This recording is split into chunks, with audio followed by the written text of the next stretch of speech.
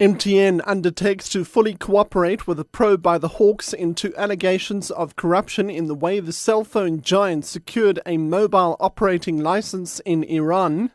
And the High Court in Pretoria will rule tomorrow whether to grant freedom under law and order, preventing Richard Mdluli from performing any police functions. I'm Richard Brooks.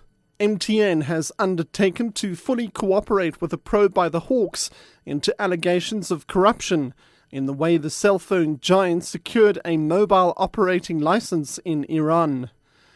Group Chief Human Resources Officer Paul Norman says the company has zero tolerance for corrupt and unethical practices.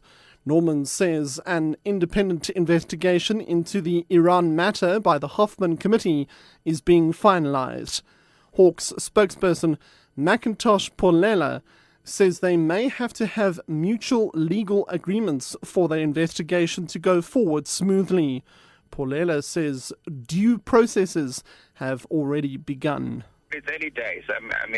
We don't have much to say other than the fact that we have kickstarted the investigation, and we will not give ourselves a time frame as to how long it will take, because often you don't know where you're going, and you don't know what you can end up stumbling upon.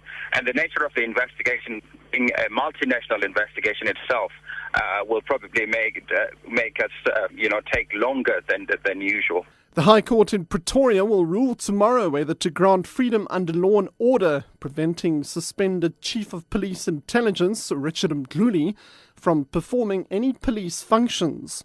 Mdluli and Acting National Police Commissioner Nhlanhla Makwanazi are opposing the application.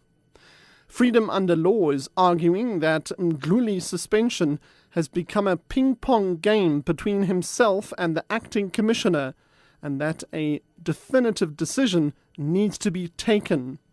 The acting National Police Commissioner argues that there are due processes within the police that need to be followed.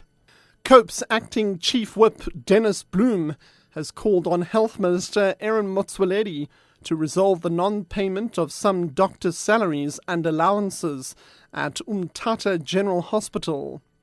Addressing the National Council of Provinces, Bloem said according to the Junior Doctors Association of South Africa, at least 20 doctors have not been paid their basic salary, rural allowance and overtime since December.